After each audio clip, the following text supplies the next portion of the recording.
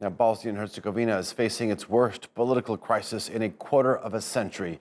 The Balkan country has had to manage a delicate balance among its Muslim Bosniak, Croat, and Serb populations since the end of its brutal war in 1995. But some fear this latest dispute could lead to a return to armed ethnic conflict. Now, Bosnia fought a 3-year-long war that left around 100,000 people dead.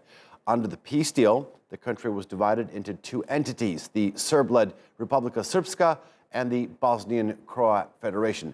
The presidency was also split 3 ways amongst each major ethnic group. Tensions began back in July when a top UN envoy in Bosnia issued a ban against denials of genocide. Bosnian Serb officials have long refused to call the 1995 massacre in Srebrenica a genocide, despite multiple rulings by international courts.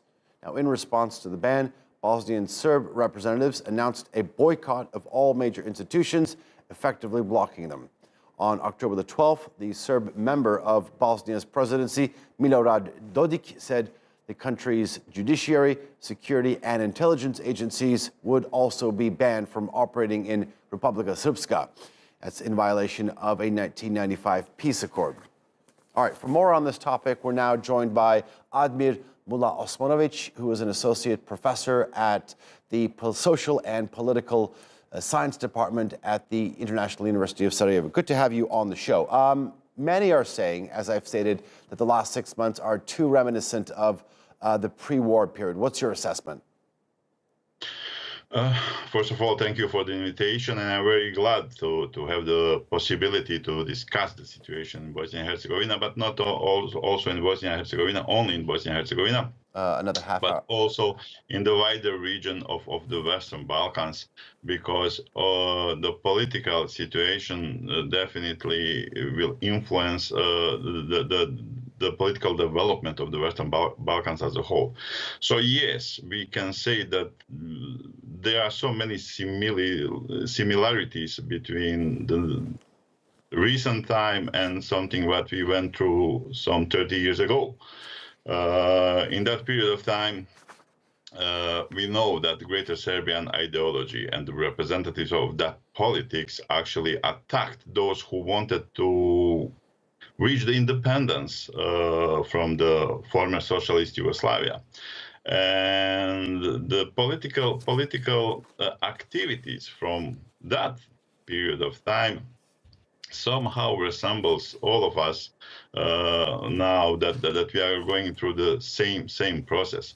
What Milorad Dodik is doing is quite clear. He's trying to secede the half of Bosnia and Herzegovina, and in the future to become a part of the greater Serbia.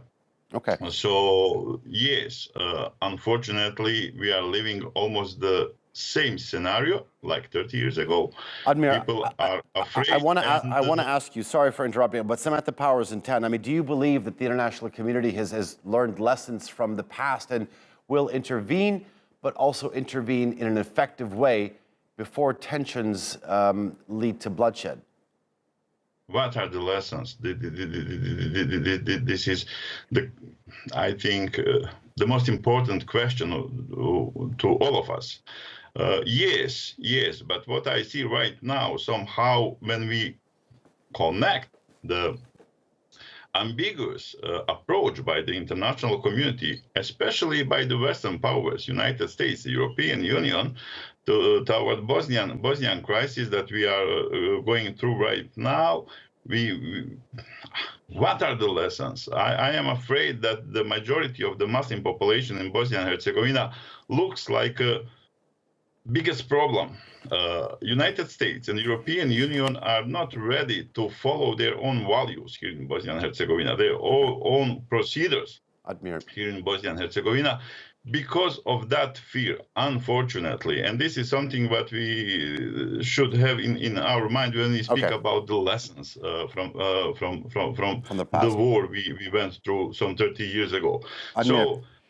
I believe that the situation is going to be better, but in that sense, the involvement of Republic of Turkey it could be crucial. Okay, Admir, I know it's a very deep subject indeed, and an alarming situation, but I'm afraid we're going to have to leave it there. Thank you very much.